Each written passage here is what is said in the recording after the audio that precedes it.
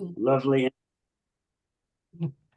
And thank you, Kirk and Cynthia, both for this wonderful format. And most Sundays, it's the highlight of my day and my afternoon to be here with you. And those Sundays I don't make it are kind of unfortunate, but necessitated by something else. Anyway, I'm very, very happy to be here. It's interesting, speaking of right effort, that a little earlier I went to get my notes for this talk and I discovered that I'd misplaced them.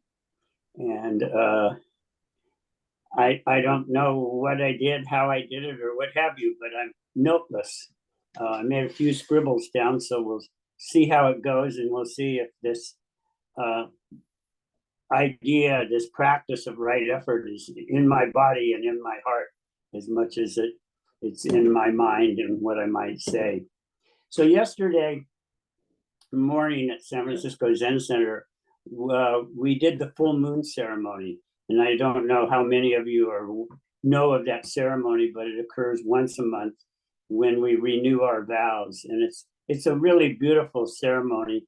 It's based on call and response and lots of prostrations and reciting the 16 Bodhisattva precepts. And then last night, I came out here to West Marin and it was so beautiful. The sky was clear and full of stars, and there was the moon.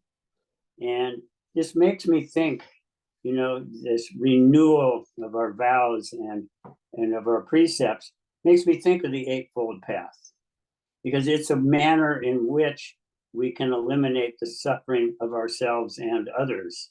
And it's through the practice of this Eightfold Path that we can begin to be more conscious of what we do and how we do it. I mean, Cynthia was so kind to say that I make mistakes, but I usually realize them. Well, frankly speaking, if I do, I'm fortunate, and so are other people oftentimes. And sometimes I do right away, and sometimes I do a week or a month or a year later. So sometimes I don't.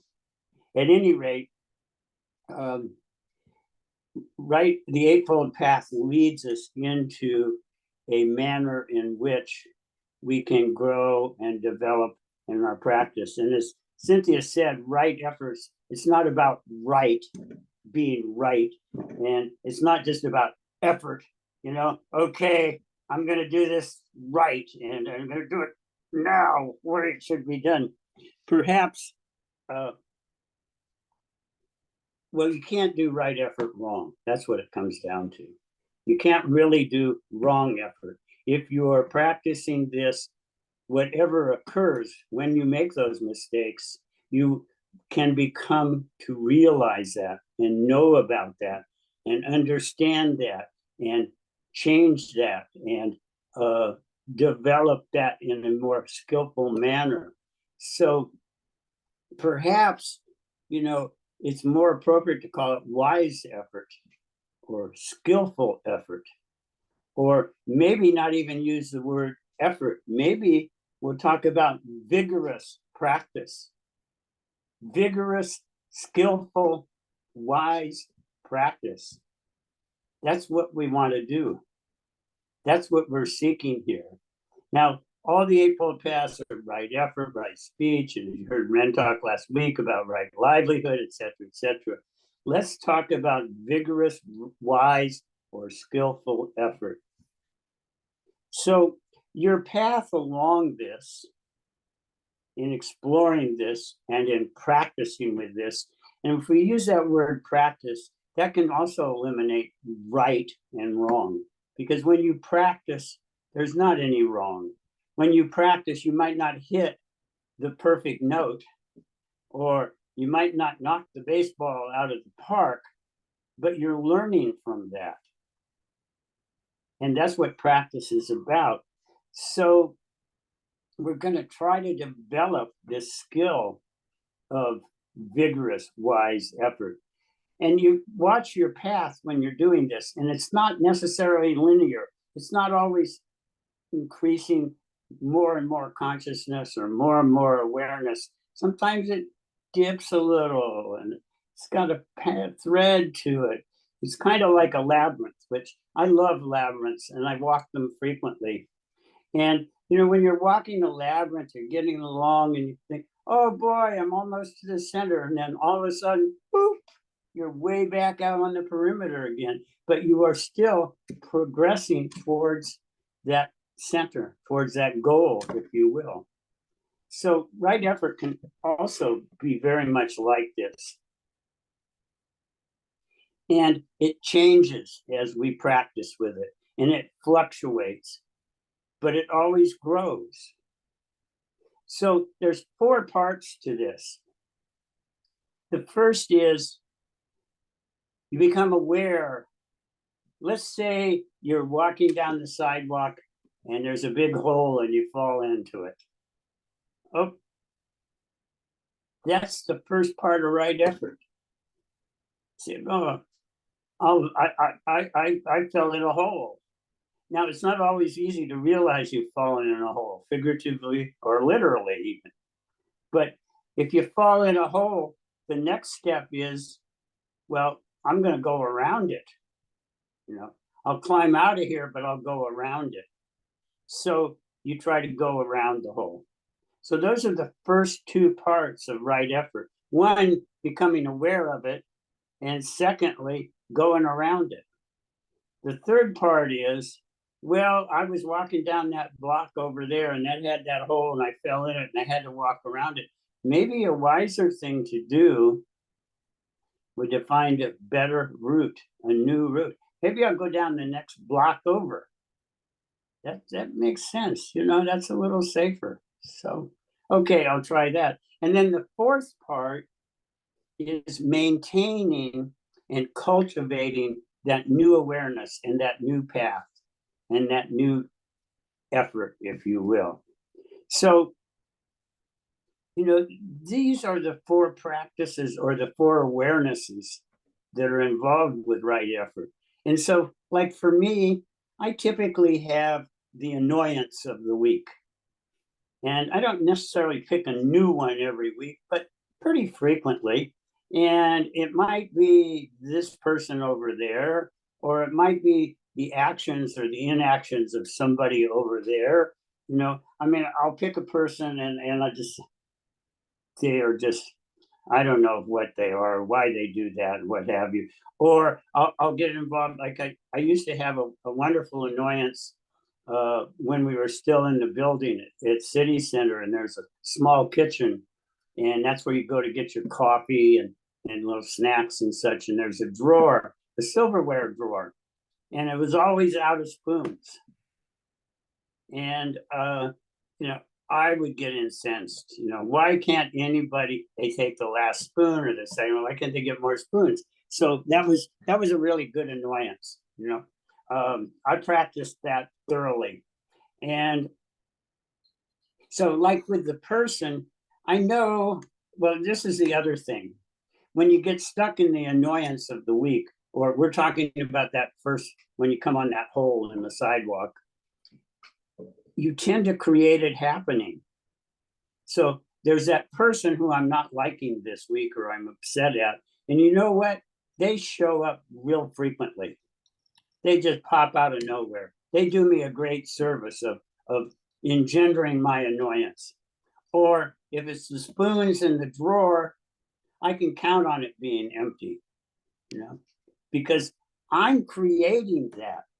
I'm creating that hole in the ground. I'm creating that lack of spoons. I'm creating that person and projecting on them all the things that I find not acceptable, So I got to get around that person or the lack of the silverware in the drawer.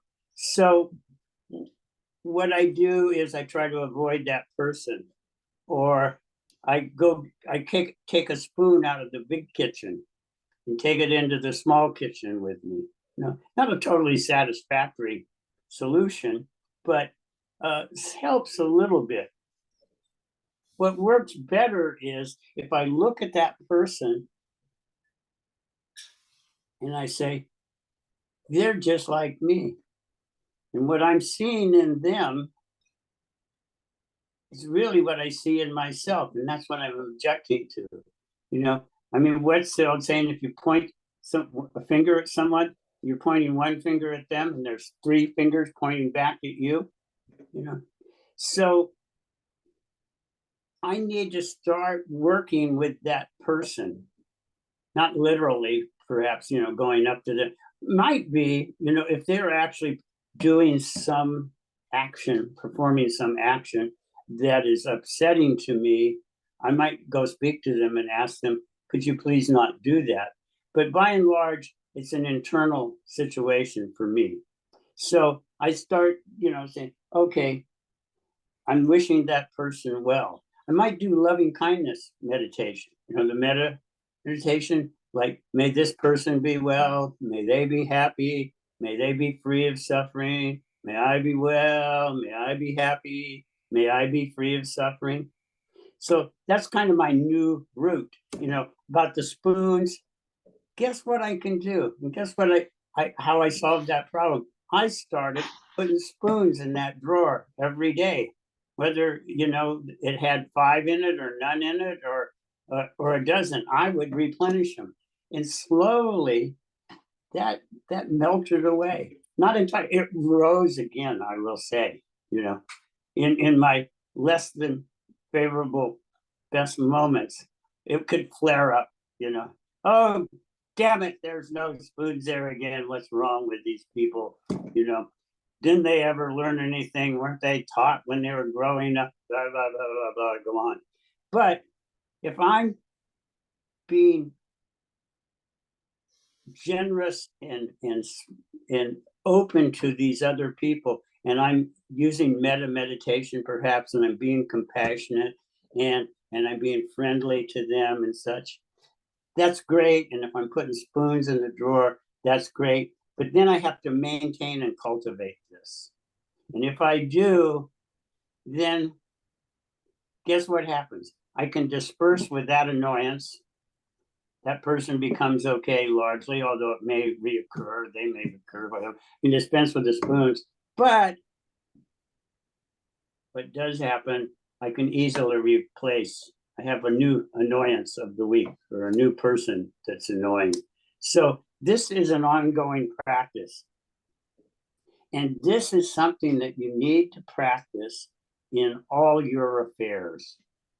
Those of you in 12 step, that may sound like a familiar phrase. In the 12th step, it says, having had a spiritual awakening as a result of these steps, etc., practice these principles in all our affairs.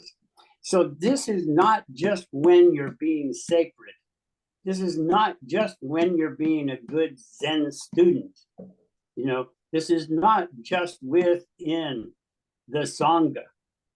It's not just within the temple, if you happen to live in one or go visit one. This is out there in your daily life. This is when you go to the grocery store. This is when you walk down the street. This is when you're confronted by an irate person for whatever reason. So you need to practice these principles in all of your affairs. And that brings up, I think,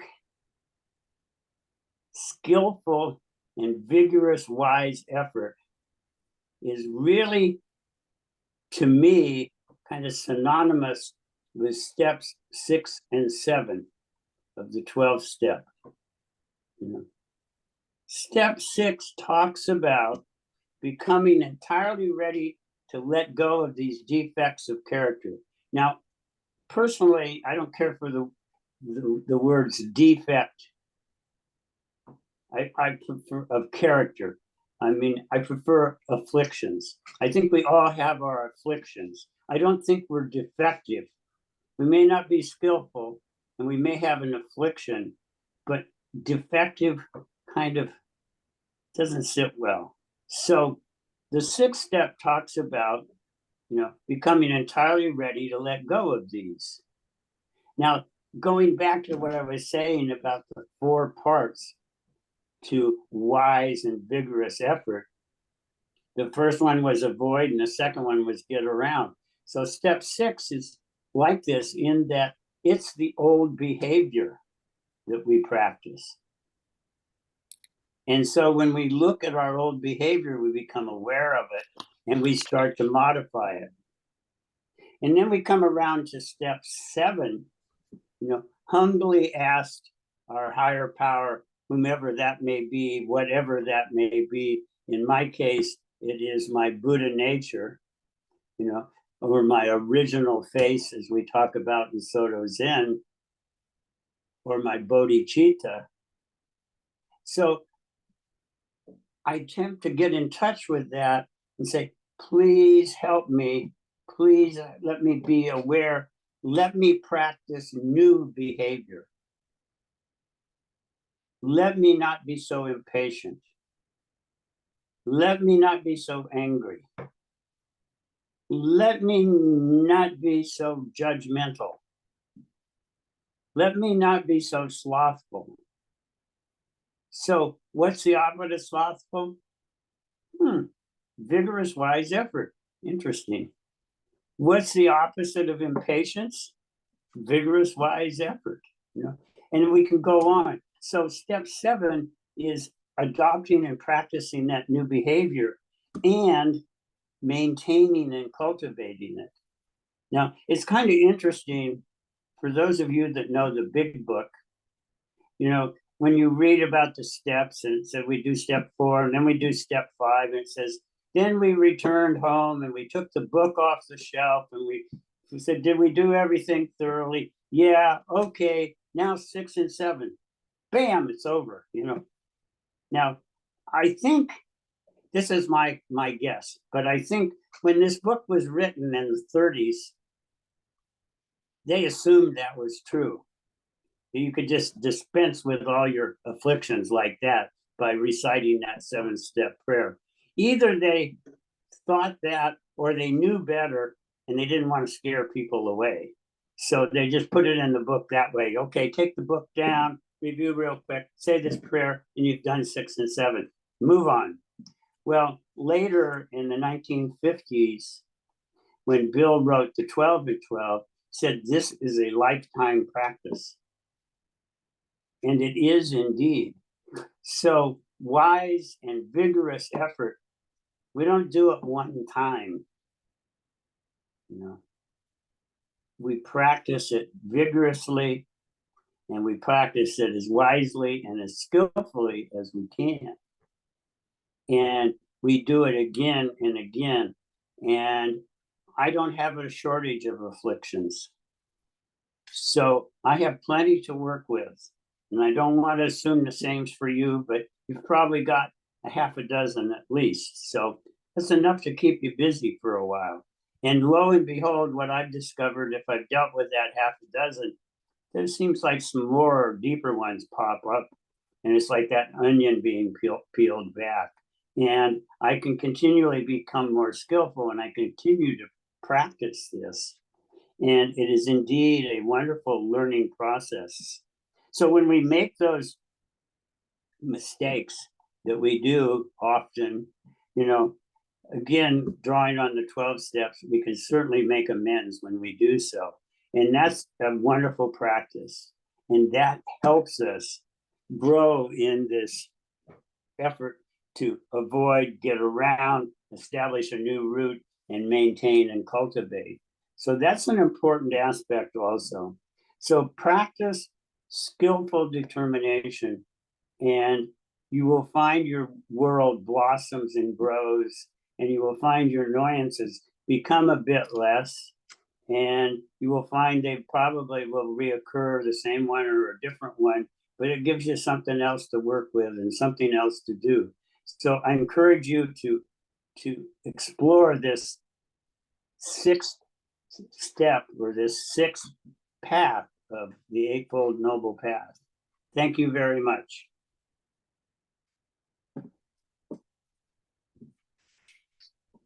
Thank you so much, Roger.